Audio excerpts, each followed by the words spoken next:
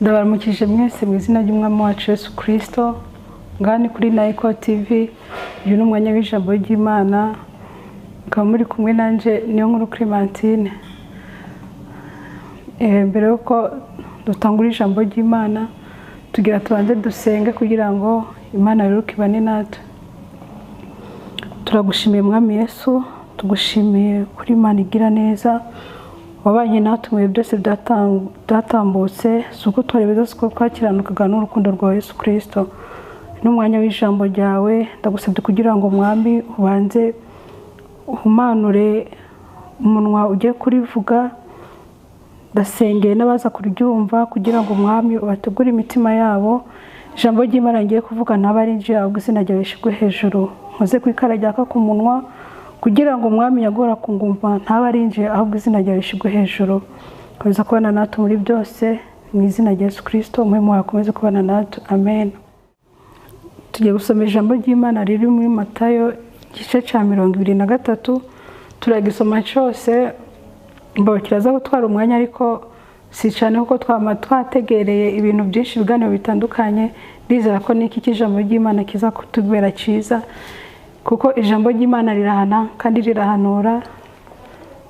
Ni rimwe mu bigize ubuzima bwa buri mukristo wese cyangwa buri muntu wese ari mu nzira ijya mu ijuru. Igice cy'umutwe w'ijambo uravuga ati Yesu abuza abigishwa gukurikira iby'abafarisayo.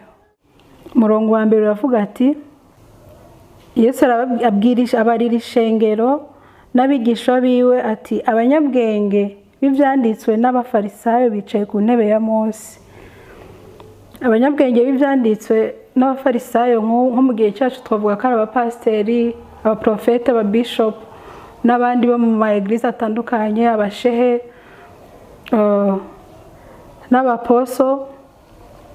Abo nibo Yesu yari kuvuga ko mu gihe cyacu nk'ubu nibo bicaye ku ntebe ya Mose. Mose yarahagarariye Imana mu Bisirayeli.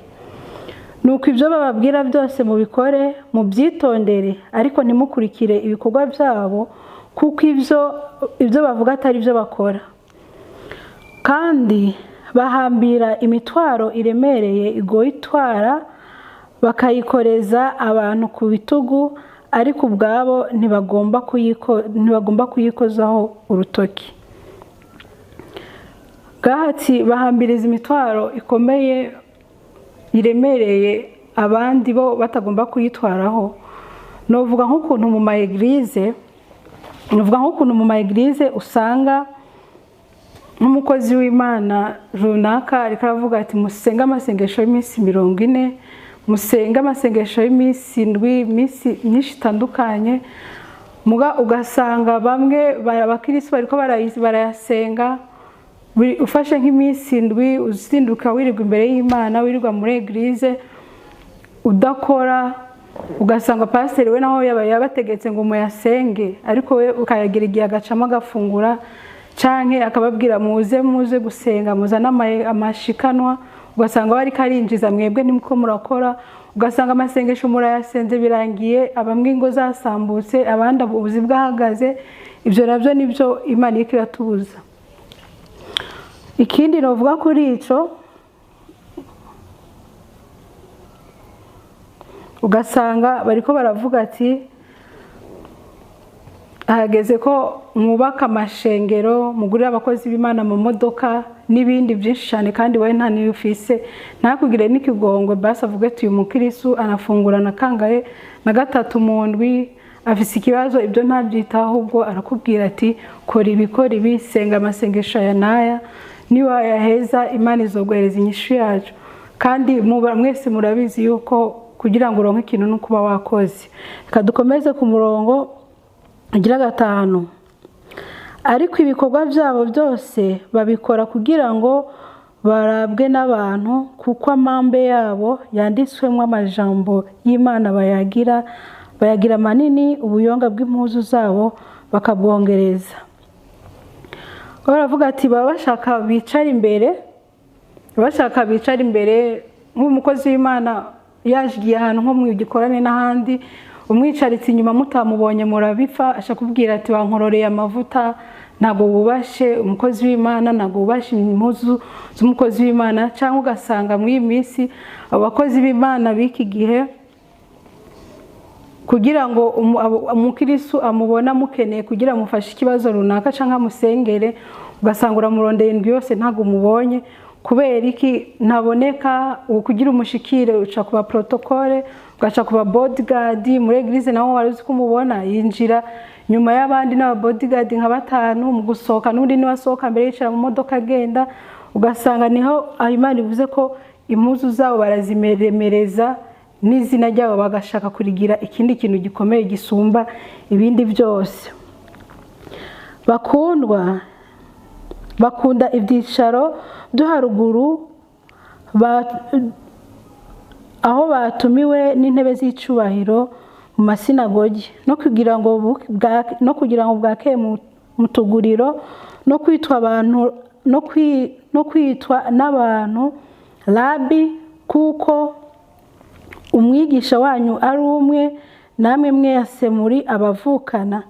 Kandi ntimukite umuntu wo mu isi data, kuko so ari umwe, ari uwo mu ijuru. Kandi ntimukiyite umuranzi, kuko umuranzi wanyu ari umwe, ari Kristo. Ariko umukuru muri mwebwe abe umukozi wanyu. Uzokwishira hejuru azocishwa bugufi, kandi uzokwicisha bugufi azoshigwa hejuru. Hano ijambo ry'Imana ritubwiye ko bigira abantu bakomeye, bigira abigisha bakuru, kandi umwigisha wacu ari umwe, ari Yesu Kristo. Ugasanga nko mw'iyi minsi abantu benshi usanga mu ma eglise ba pasiteri babo cyangwa abashumba babo babita ba dadi.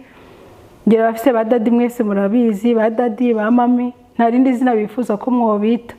Ariko ijambo ry'Imana riratubwiye ati ntihakagire umuntu n'umwe uzokwita data munsi y'ijuru, canke uwo ari we wese uza gushira hejuru umuheza ikibanza cy'Imana.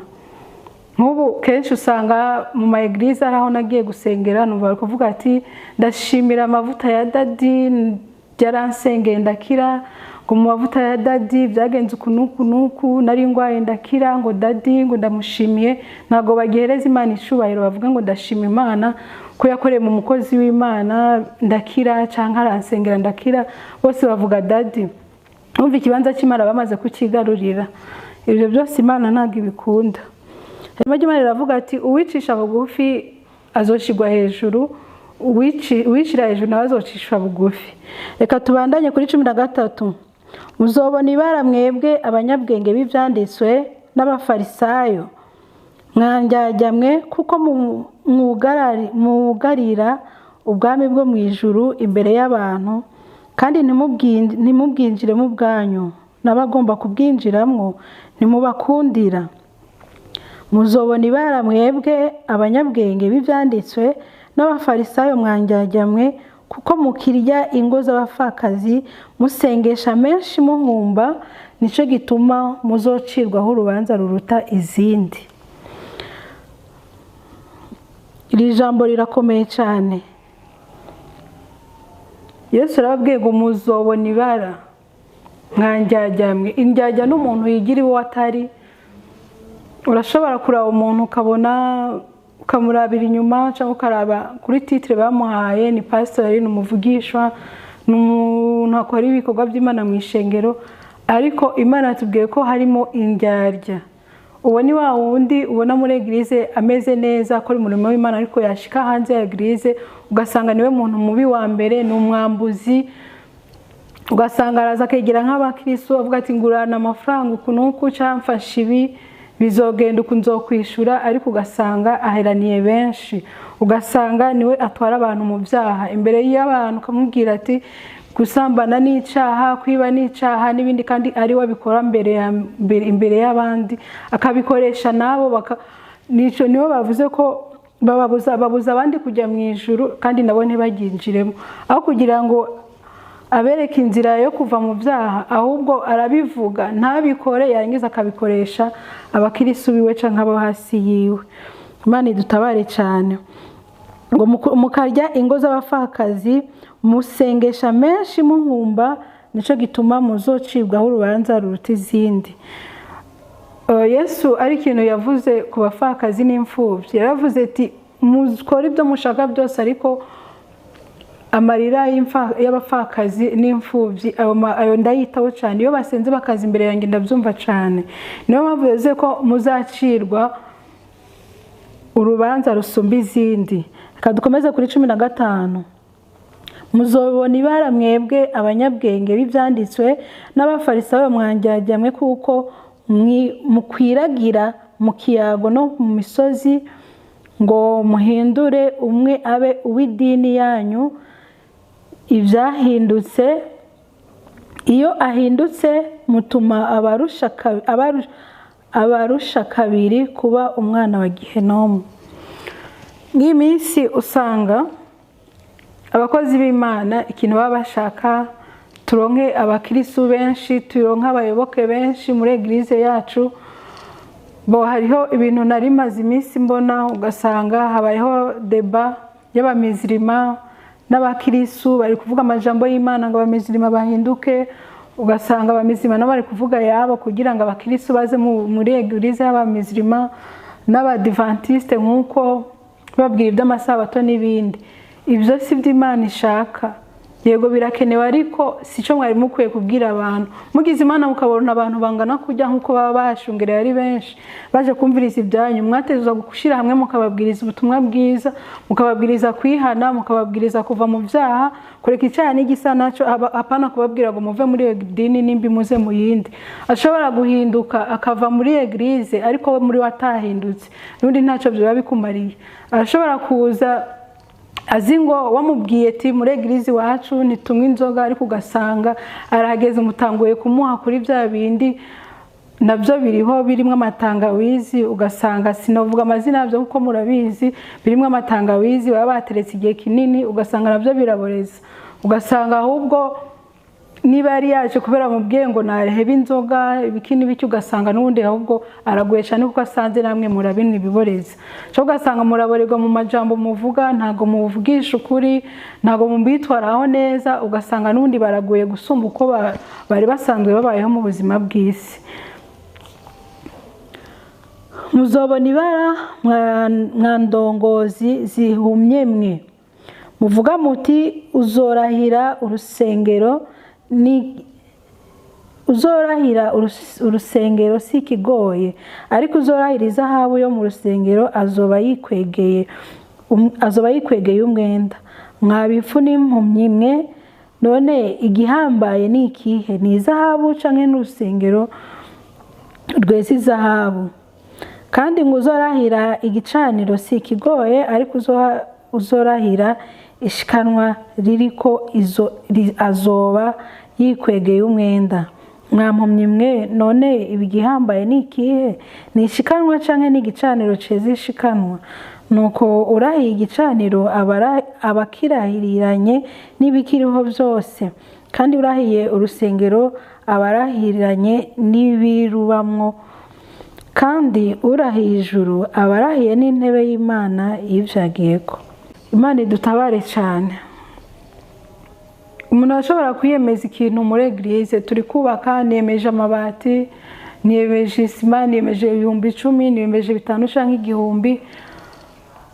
Iyo uwo muntu atabashije kugitanga nk'uko yategerezwa kugitanga, biba ikibazo, biba bifu ndende mu ma eglise canke mu bakozi b'Imana. Baravuga tujya muntu uko yemeye ibi katari karabikora, ugasanga basaba amakomite yo kurihisha.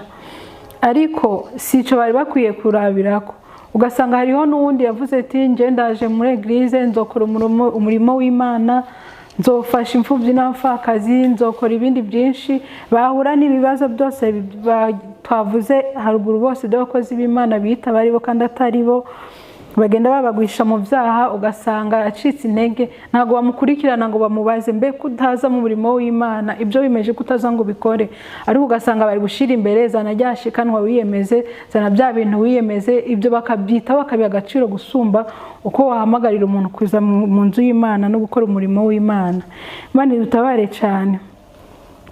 Muzobona ibara mwebwe abanyabwenge b'ibyanditswe n'abafarisayo mwanjyajyamwe, mutanga ikigira 10 cy'imbwija na anisi na kumino, ariko mwaretse ibihambaye byo mu mabwirizwa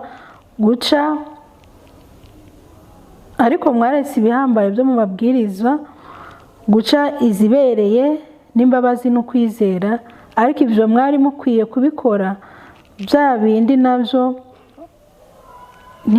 ntimubireke. Mwa ndongozi zihumye mwe, muramimina agatuku, ariko ingamiya murayiyongobeza. Imana idutabare cyane. Ngaho ijambo ry'Imana riratubwiye ngo murahereza agaciro ibigira cumi n'andi mafeza n'ibindi umuntu atabitanze aba ari ikibazo. Ni icyaha usanga amaegeze menshi ari kwigisha ngo ikigira cumi n'amaturo ni ibintu by'ingenzi cyane, utabikoze ntabwo uri umukristo, ntuzojya mu ijuru, ngo bitse ubutunzi bwanyu mu ijuru, ngo ahinge se n'inyenzi bitazoshika, aho kubabwiriza kwihana. Ugasanga muri ko murafata icyari icyaha mukacyeza, ahubwo ibitari ibyaha akaba ari byo mukomeza cyane. Nk'aho bavuga ati ngo muraminina agatuku, ariko ingamiya murayiyongobeza. Ugasanga nk'umuntu, abakozi b'Imana bariko baravuga ati uyu mukobwa ni umuririmbyi w'imbere, yakoze icyaha, yatwaye inda. Ugasanga iyo nda bari kuvuga ko yayitewe na pasiteri cyangwa n'undi mukozi w'Imana cyangwa n'umurongozi wa korari. Aho kugira ngo mukurikirane n'uwo murongozi mu muhane mukavuga ati icyaha niki, ni uko yatwaye inda, ariko abasambanye bo nta kibazo. Ugasanga hariyo amagirize yani menshi, hariho benshi badashingira abantu batwaye inda, ariko ugasanga birirwa bashingira benshi babizi neza ko ari abanyabyaha banabafashe bamaze gusambana kenshi, ariko bakabahezagira. Ugasanga ikibazo si ubusambanyi, ahubwo ikibazo ni ugutwara inda. Icyo nacyo ni ikibazo kiri mu maegirize. Ugasanga muraminina agatuku, ariko ingamiya mukayiyongobeza. Ugasanga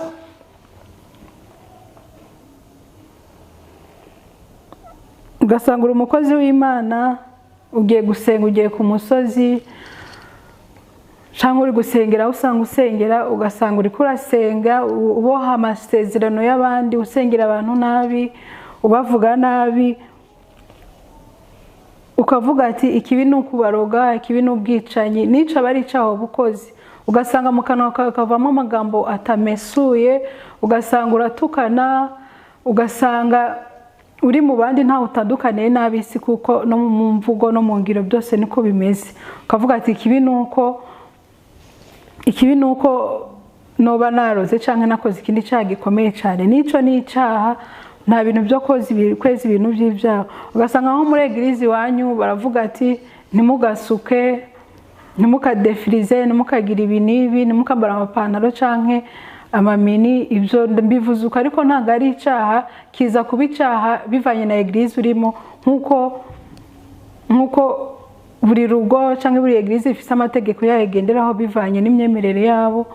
Nawe ugasanga muri egirize ubayemo uracira abandi urubanza ngo basutse, ngo bisize, ngo bagize ibiki, ariko wowe ugasanga umugore wawe ariyambiza cyangwa namwe muriyambiriza, cyangwa ugasanga murasigamo produit ngo nukorosha imishatsi, ngo nukugira gute. Ibyo nabyo ni icyaha, kuko icyaha nta cyaha gito cyangwa kinini imbere y'Imana. Ibyaha byose bire ni icyaha. Niba uhisemo gukizwa, kizwa neza ku gato no ku kanini, kuko icyaha cyose kirayongobeza ubugingo. Kankomeze kuri 25. Ubona ibara mwebwe abanyabwenge b'ibyanditswe n'abafarisayo mwanjyajyamwe, kuko mwoza igikombe n'inkoko inyuma, ariko imbere byuzuye ubwambuzi no kutigarura. Wa mufarisayo uhumye we, banza woze imbere mu gikombe no mu nkoko, inyuma habyo naho habone kwera. Imana idutabare cyane. Uroza igikombe inyuma ariko imbere gicafuye, none icyo gikombe inyuma uraba ukabona gisa neza, imbere gicafuye wokinyweramo amazi, wokisukamwo amata, coba kimaze iki? Ugasanga ni kujya nyine usanga bavuga ati ngende umuvugishwa n'Imana, ndi profete, ndi bishop, ndi iki, ugasanga nyine biraha inyuma gusa biri ku izina, ariko waraba ingendo ziwe, ukaraba ibikorwa byiwe, ni wa wundi avuga ati ntimugasambanye, akaba ari bagenda gusambanya aba arongoye, ni wa wundi avuga ati ntimugakora ibi, kwiba n'icyaha, kuvuga nabi, ugasanga niwe wa mbere bamumarigara avuga abantu nabi, avugana abakozi b'Imana nabi, ugasanga nibo bantu ba mbere bagenda niba ari babiri. Hari ikintu numvise cy'umukozi w'Imana aragenda akabwira umukobwa reka turyamane, reka dusambane, bagakora icyaha, barangiza akamubwira ati ngo Imana nta cyaha na kimwe itababarira, ugasanga barabikoze, barahejeje, barapfukamye, barasenze, ngo barabyihanye, mu kanya n'undi bakabandanya, ugasanga ibyo ni ibintu bya buri munsi.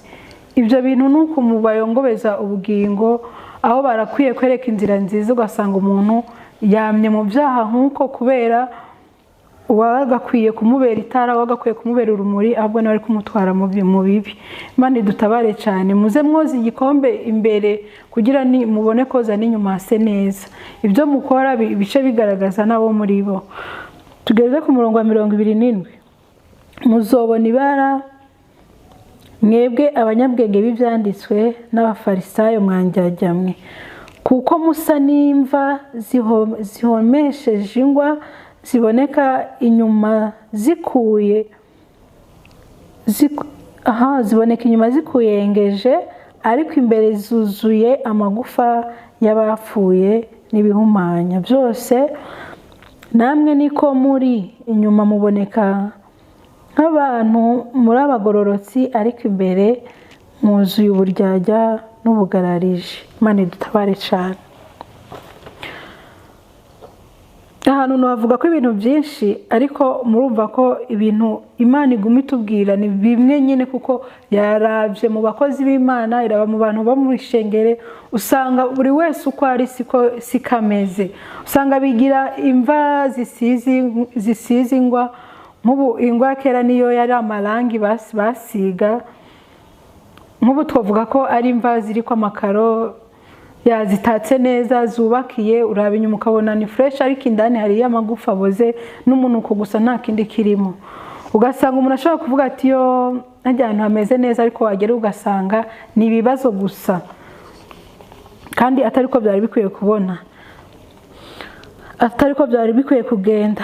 Reka tubandanye kuri 29. Muzobona ibara mwebwe abanyabwenge b'ibyanditswe n'abafarisayo mwanjyajyamwe, kuko mwubakira imva z'abavugishwa n'Imana, mugashariza ibyibutso by'abagororotsi, mukavuga muti iyo tuba twariho mu gihe cya ba sogokuruza, ntitwari gufatanya nabo kuvisha amaraso y'abavugishwa n'Imana.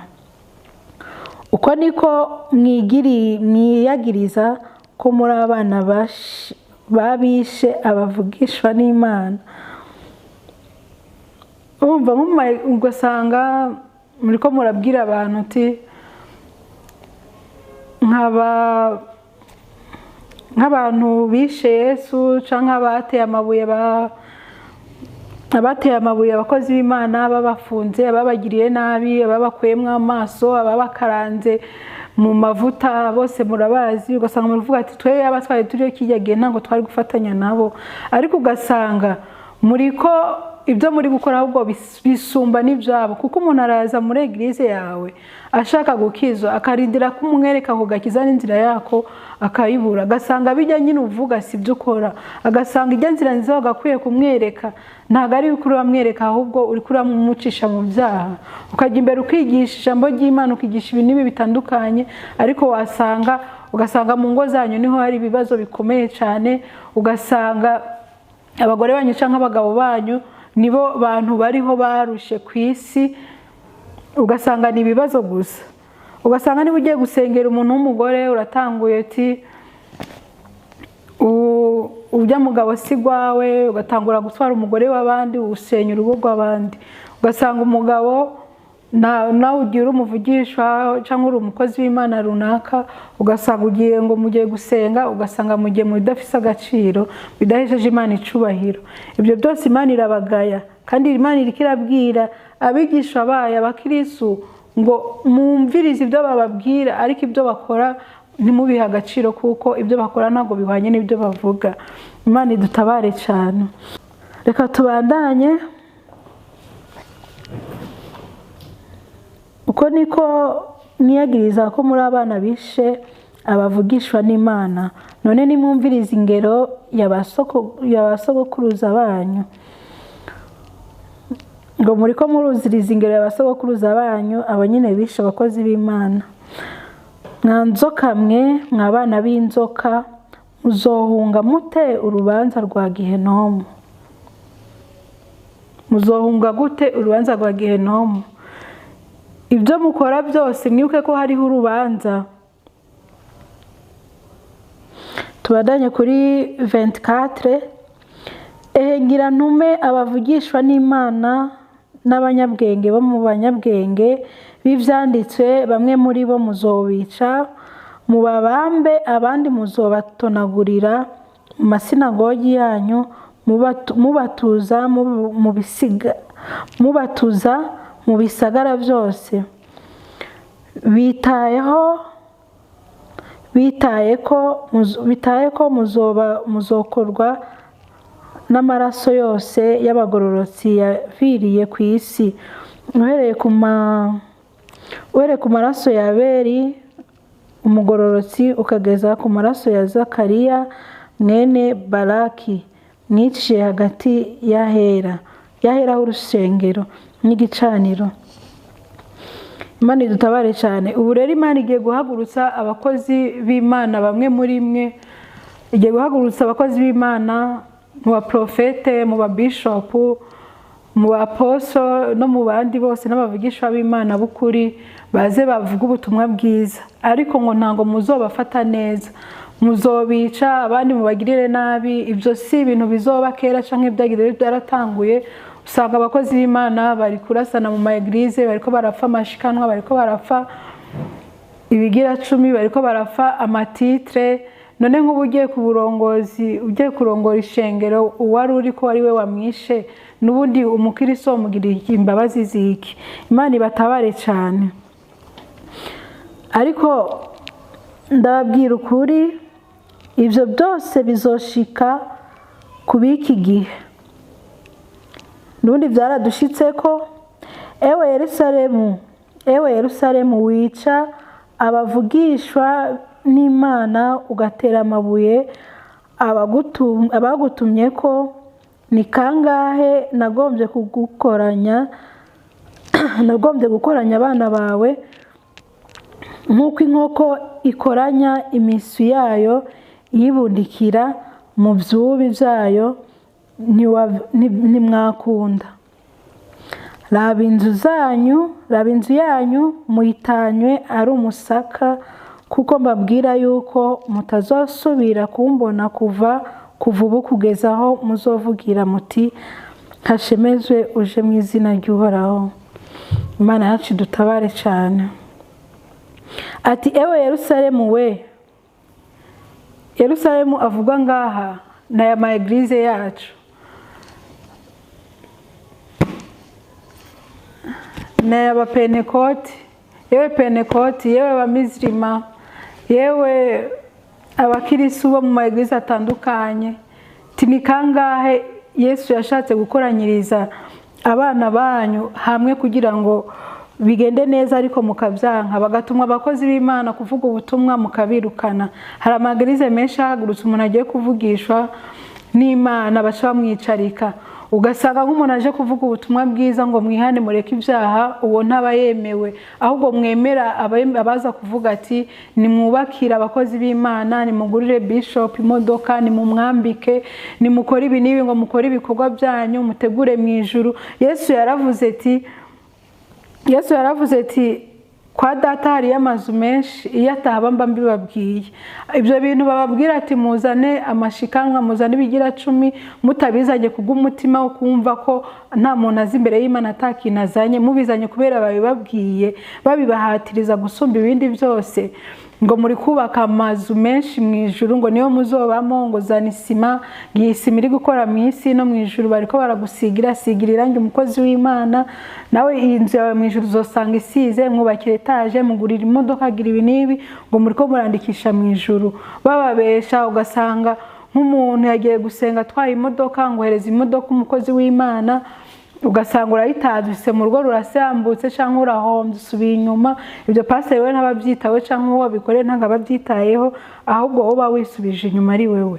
Ibyo byose ubuhanuzi buza kubabwira ibyiza murabirukana. Haje umuntu uti ngo ugiye kwigisha iki, ngo tubwire kumva ari ibintu by'ubutumwa bwiza bwo gukura abantu mu byaha, mubabwira ko Yesu ari hafi kugaruka, mukamwankira mukamwirukana muvuga ati byose ibyo bigezeho, dukeneye ibi n'ibi, turi mu bubako, turi muri ibi, turi kubakira pastor tugira tumwambike tugira iki, ugasanga muri ko muracecekesha abakozi b'Imana.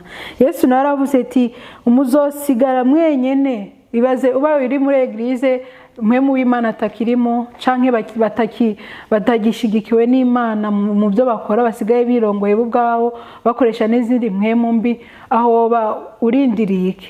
Imana idutabare cyane. Reka mpereze kugakuru kamwe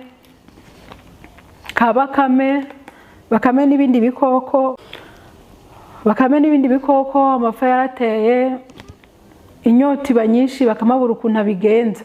Ibindi bikoko biravuga ati reka dufukure iriba kugira tubashe kuronka amazi yo kunywa.